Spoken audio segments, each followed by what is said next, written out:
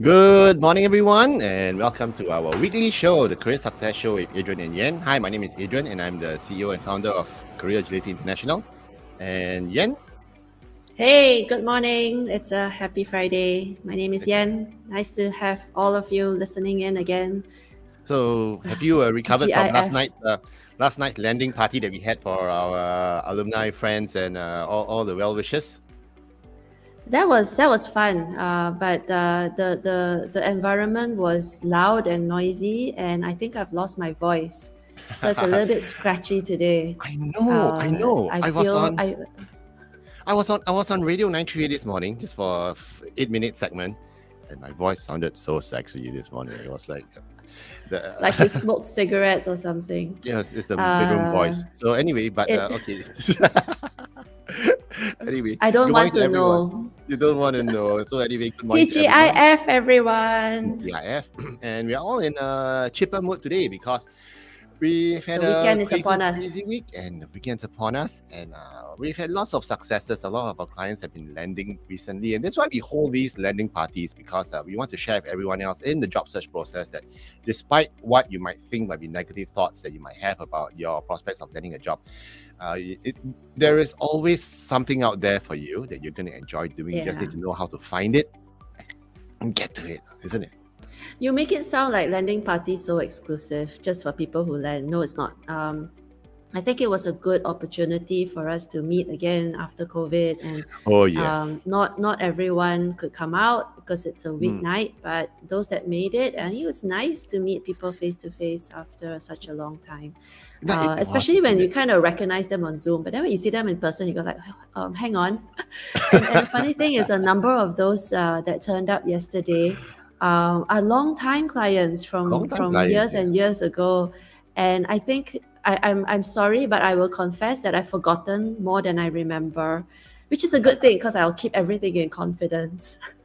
And for those of you last night who attended, thanks for coming. It was really wonderful. The next one we're gonna find a bigger venue, okay? Because yesterday was really packed. But anyway, for those of us who are tuning in today, we're gonna talk about something that's been around for a long time. And whenever we get clients coming in, we always hear people having self-doubts, having questions, and that's why Yen and I today we wanted to talk about what we call getting rid of ends in your head. And for those of you who just joined in, once again, my name is Adrian, and I'm the career strategist, and Yen's our executive director. Together, we are Career Agility International, and we help executives like yourself to land happier, better roles and achieve a more balanced and a much happier lifestyle.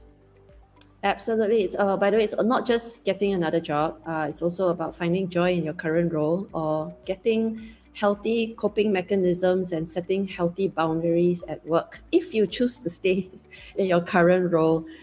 We also advise a lot of executives on managing the dynamics in the workplace, which is more fun to talk about, I think, than job search. Because I don't know, I've been doing job search since day one from Yeah, I like know it. long time ago, and yet I It's really not. enjoy the more senior level executive coaching. Yeah, I mean, those are topics that not are more newer, fun, a little bit, yeah, and more also a lot challenging. more angles, Oh, yeah, a yeah, lot more yeah. And we've been challenging. helping a lot of people on that as well. So if you have a career question, or if you're having a career conundrum right now, or if you're in a career crossroad, come talk to us. Yes, Info at women in careeragility.org. leadership, Yeah. So women in Yen's leadership. specialization is women in leadership, and my specialization is if you're crossroader, because I've been a crossroader so many times. And when you're at a crossroad, a lot of times you get ends in your head.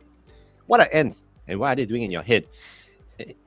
In your That looks head. scary. It's not Ant-Man, is it? No, it's not. It's one scary ass end that's yeah in your head. Okay, so what are ends doing in your head? Now let's look at it. What are ends in the first place?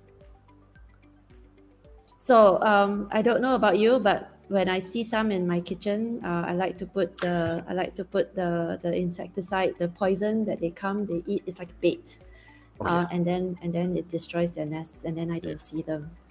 But let's come back to careers. Okay, so ants, ANT, refer to automatic negative thoughts that just occur without much control. It just pops into your brain and tells you things that are not so good.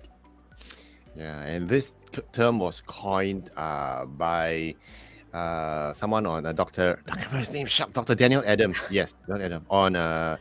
He's a controversial brain doctor. Okay, he's a psychiatrist and a neurologist, and he was saying that we all have these ants in our head, and if you don't manage them, they're gonna manage you. So we're gonna talk about it today, and people ask me, what are ants? Examples of ants, and do you get them? And I can tell you that we get them all the time. I get them all the time. This morning I just got a couple of ants in my head, okay? Because it's like I jumped into my car and the battery couldn't run, the battery was flat. Okay. And, Die. yeah, and I couldn't send my daughter to the train station this morning. I was thinking like, oh, she's gonna be late. Oh no, she's gonna be late. There's a test going on later. She's gonna get into trouble. They said, oh, it's still early. It's okay. So you have to catch the end and So what happened with your car battery? I know, I'm still waiting for the guy to respond. Now I'm getting like 3 quotes. Everyone's trying to rip me off.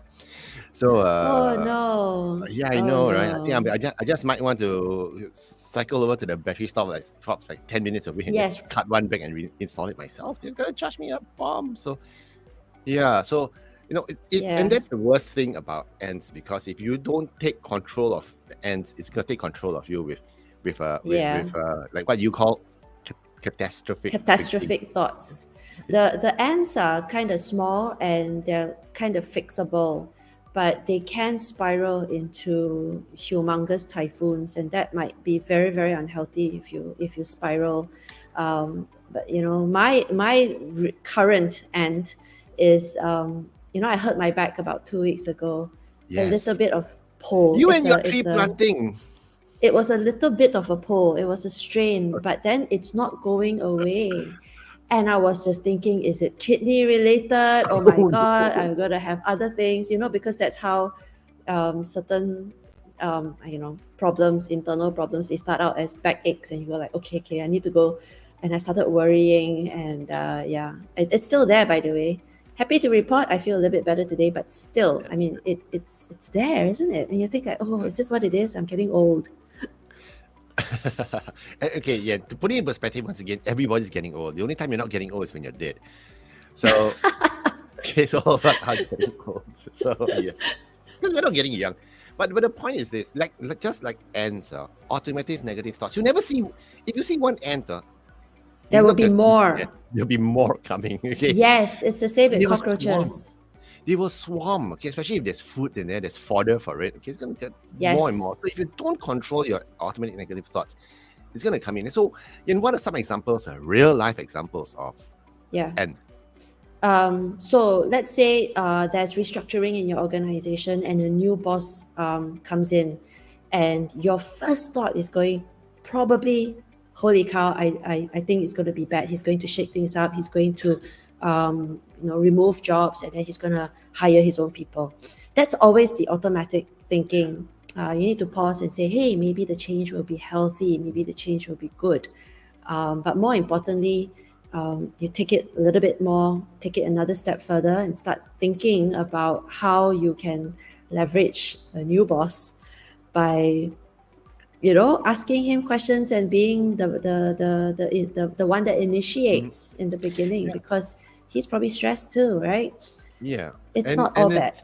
And it's another example of an ant. It's something we encountered very recently. We had a client who is in his late 50s, and he was saying that I'm so old, no one's gonna hire me. No, but yeah, the first thing he said was, I'm old. But he was not old. I mean, he was fit and he was full of energy and everything. He had a bounce in his step. It's like, why would that be the first thing you say to me? Yeah, and so that's an example of an ant that's taking over, because the moment you have a negative thought like that, then everything else comes in, or everyone's going to discriminate against me. Maybe I don't apply for this job because it sounds like a very young company, and then you start stacking, not even stacking above, you're stacking below, okay, to make things even more unstable. And it right. So that's why what we are saying is this: why are ants bad for your career? Okay, because it really introduces a lot of self-doubt in yourself, unnecessary self-doubt. we already have self-doubt as it stands. Okay, a lot of things that we really don't know whether we can do it, but it's unnecessary, irrational self-doubt that's gonna come in and topple us over like a deck of cards or like a Jenga tower. Okay, it's just Yeah. terrible. You're right about the thoughts. I think, again, I might be wrong about this, but I was once told, or there was a piece of trivia, that there's some psychologists who were measuring thoughts, and that each individual has over 90,000 thoughts a day. Everything from how should I comb my hair to small thoughts, right? To what shall I have for lunch, to what do I do with my career, or what do I do with the rest of my life, or when can I retire, or what should I invest in? So there are so many thoughts, and because we have such thoughts, yeah, the ants are going to creep in, and if Yeah. you already have the self-doubt, it just amplifies it, doesn't it? It does. For me, I don't know whether I have 90,000 thoughts because I'm quite a simple guy. So I'm my sure brain you is do. my Your brain is brain shut is off half going, the time. oh, that's not true. You like text me, hey, yeah, we should try this. Like in the middle of nowhere, you're like, where did that come from? Okay, those are random thoughts and shower thoughts. Shower thoughts are funny. It's just ridiculous ideas. But, Random thoughts. I wonder what this spot on my skin is. oh yeah. so we already have enough self-doubt. Let's not pile on irrational, negative thoughts that to stack on, because what happens is that it just gives you a very bad sense of insecurity, and Yep. it takes your confidence away from the work that you can do on your own, but you're just subtracting value from yourself. Yeah, deducting and diluting your own personal self-worth. It's hard enough to battle the pressures of the world without you yourself being your worst enemy, isn't it?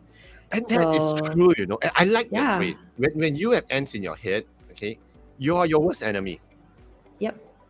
And you're You're it's almost limiting. self-sabotage behavior. So that's why it holds you back. When there's a promotional prospect coming up, and you go like, hey, should I do it? Should I not do it? Or maybe I don't do it. Maybe it's just too big for me. Maybe the travel is too much.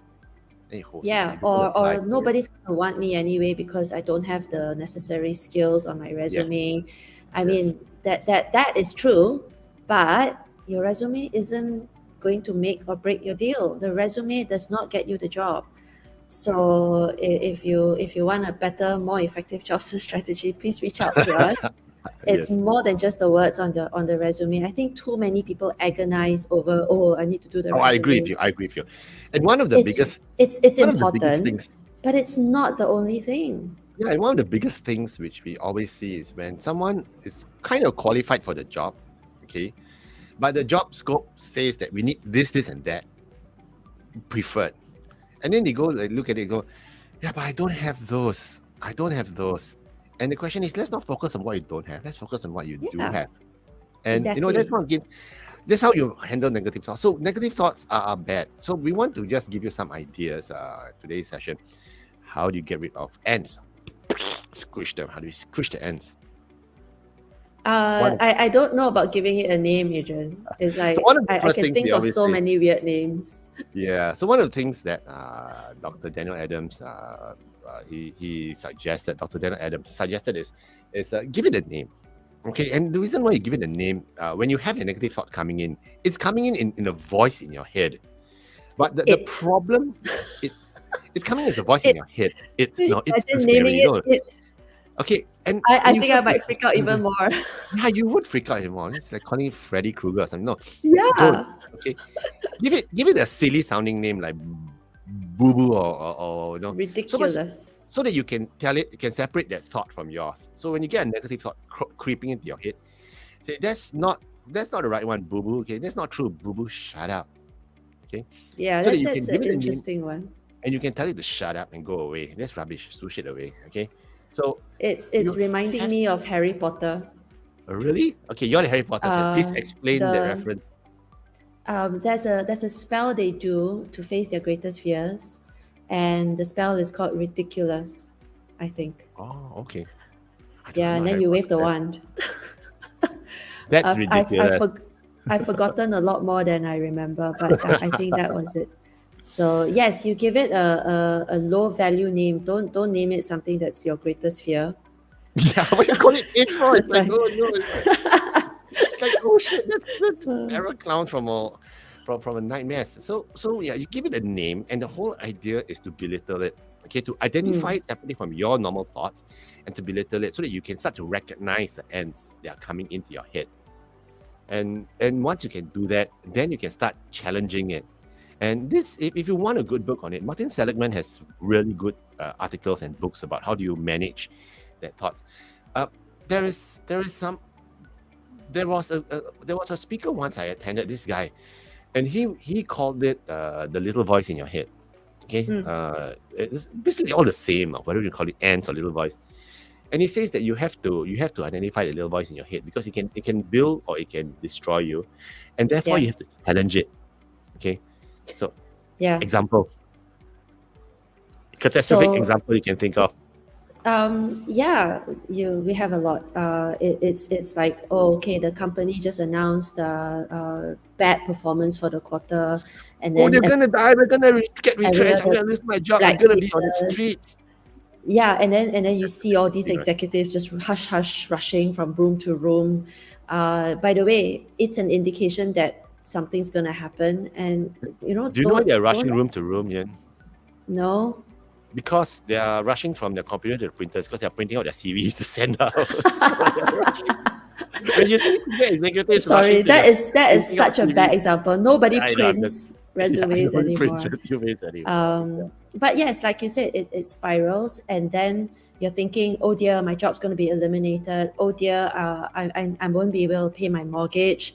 Oh dear, my kids are going to be in the poor house. I have to sell a child, or I'm going to be out of work, and then we're going to go hungry, and then we're going to suffer famine, and then we're doomed, and then it just continues, And then right? I'm too old, Um, I'm too yeah, this, too that. No one's gonna yeah. hire me. But let's say the train wreck is coming and you see it for what it is. This is very important where there's a difference between emotions and rational mind. Then you need to harness the rational mind to say, is this what it is? If this is it, then what can I do about it? And that will help you to acknowledge that there is a train wreck approaching and that I need to go the other track. I need to avoid it, or I need to start mobilizing my backup plans. Yeah. If you all don't have backup plans, please go create some now.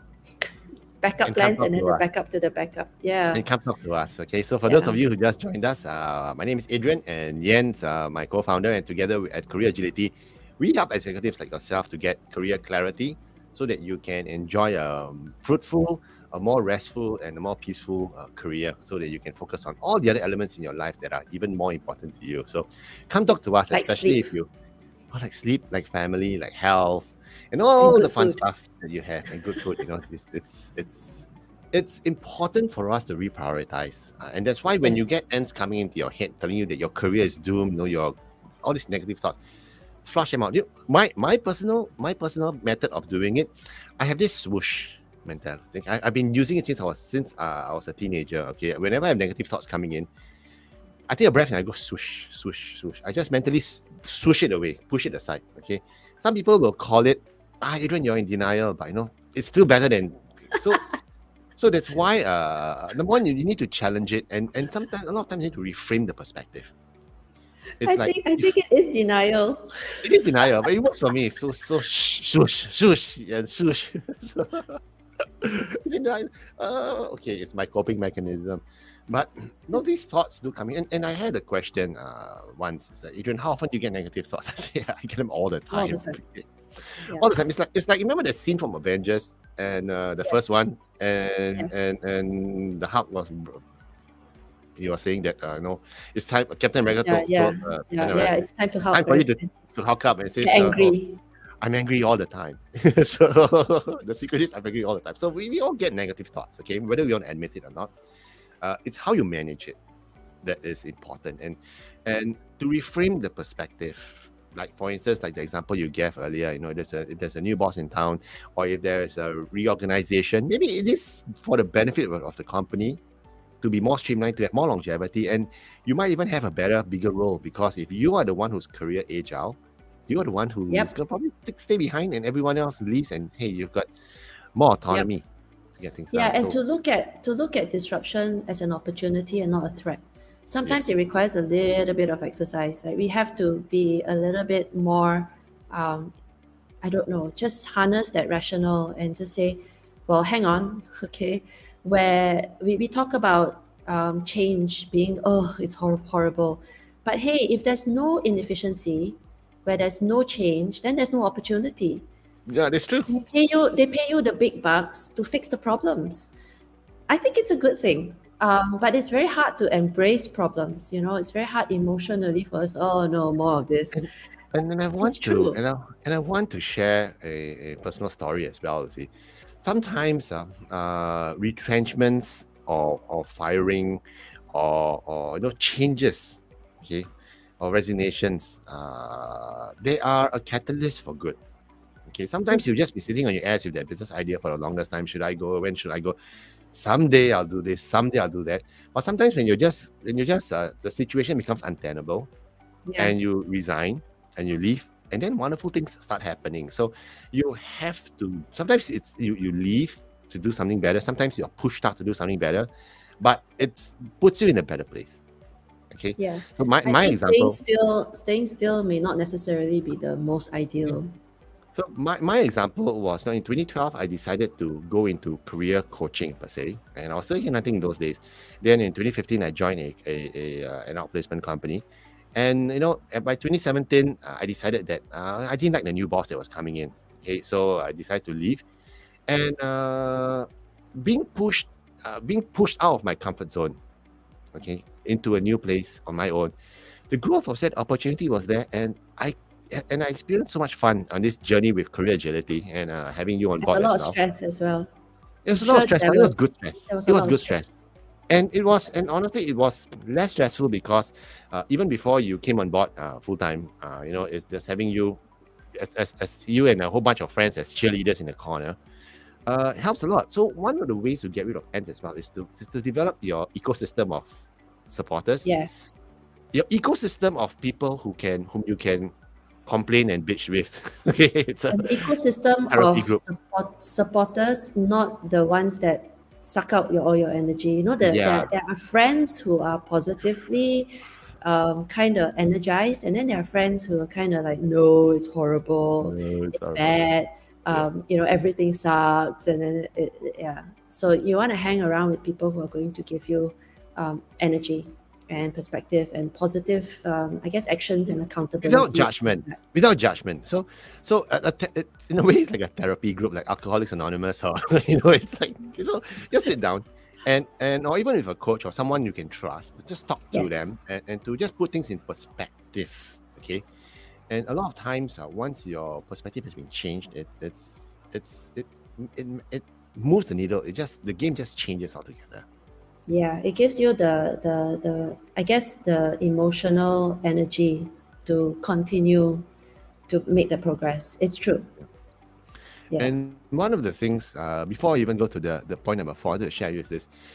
There's an old story said by a very wise man in the past about so okay, I'm just kidding, but it's a very old story that needs to be retold. Okay, it's about this wise guru who once said that, in my mind, in my heart, there's a very peaceful wolf who's sleeping, and there's a very angry wolf, very negative wolf that's also there. And they're constantly fighting each other. Okay, and it's a lot of turmoil. So his disciple asked him, who wins in each fight? And he says, the one I feed more. The one I feed more becomes stronger, and he will win.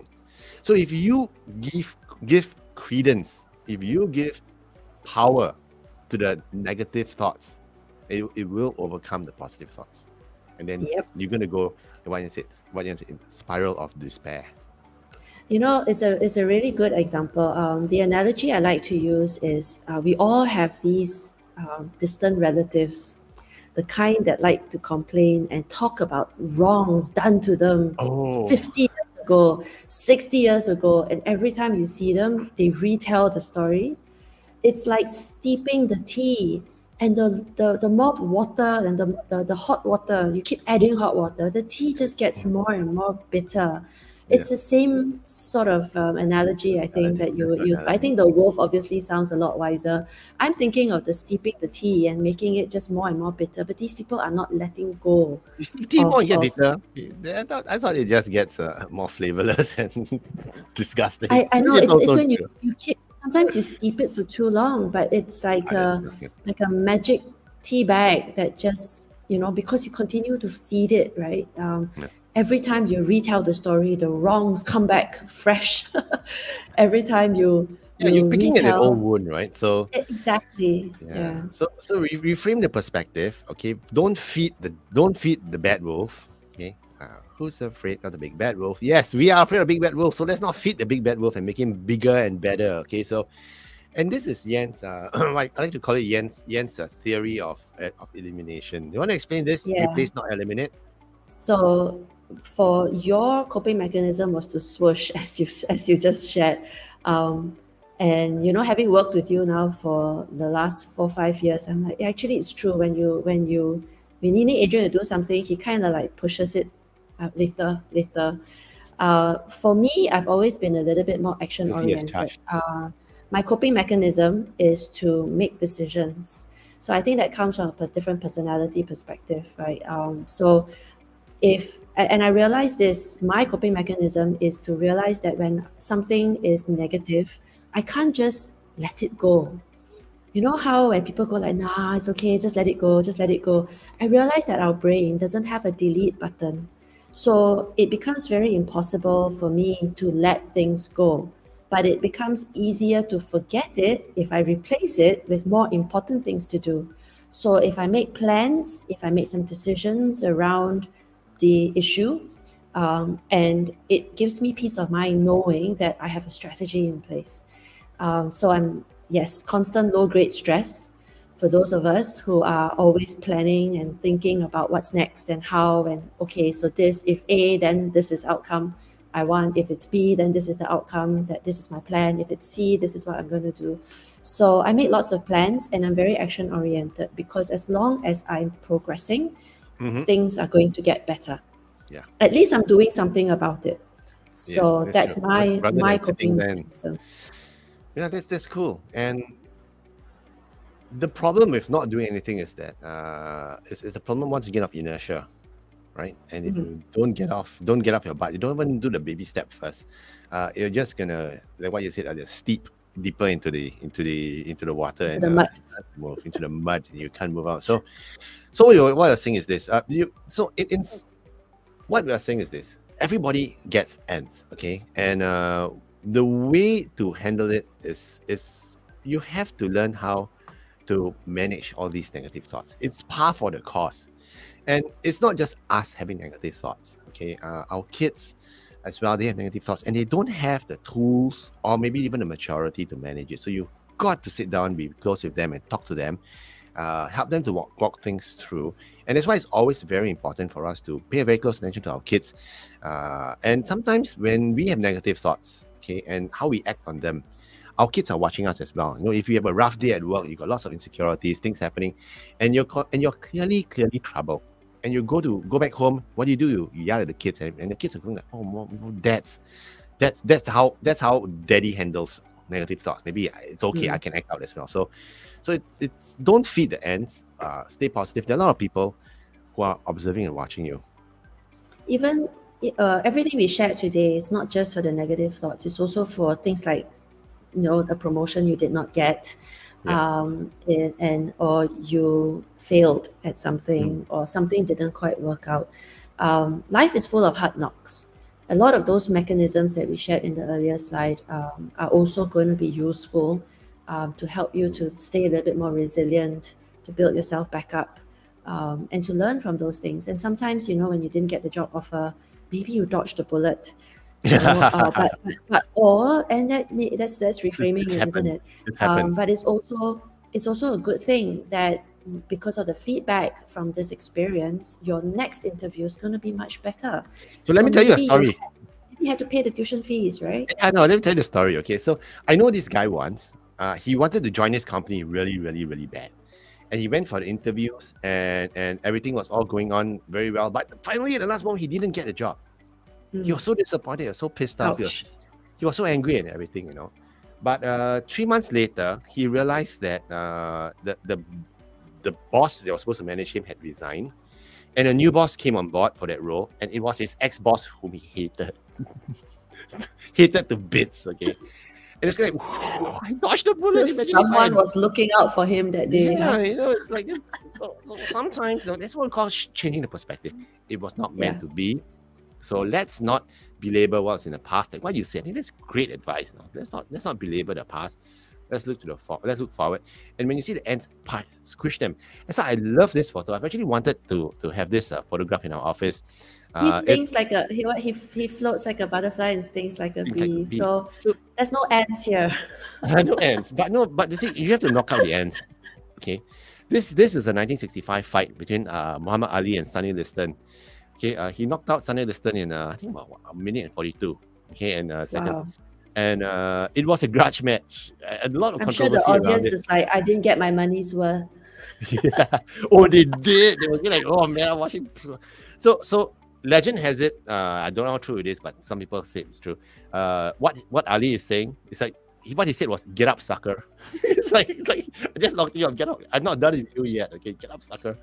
So it's this is an epic photograph that was taken, and whenever I'm feeling down, okay, I always look at that and say, man, I gotta be Muhammad Ali. Knock these negative thoughts out of the ring. You see? So it's a fight. Yeah, it's but interesting. You can win it. Okay, and if you can't, if you're having difficulties, talk to someone, talk to a professional. If it's psychological or you find that it's really emotionally weighing heavily on you, get help. Okay, talk to a therapist. If it's something less complicated than that, if it's dealing with your career specifically, either with a job search or whether it's a current career situation you're facing, come talk to us. Once again, you can DM me on LinkedIn, on Facebook, or wherever you're watching this on YouTube, okay? Or you can drop me an email at info@careeragility.org, and we're always happy to help you with your situation, or at least provide some perspective for you.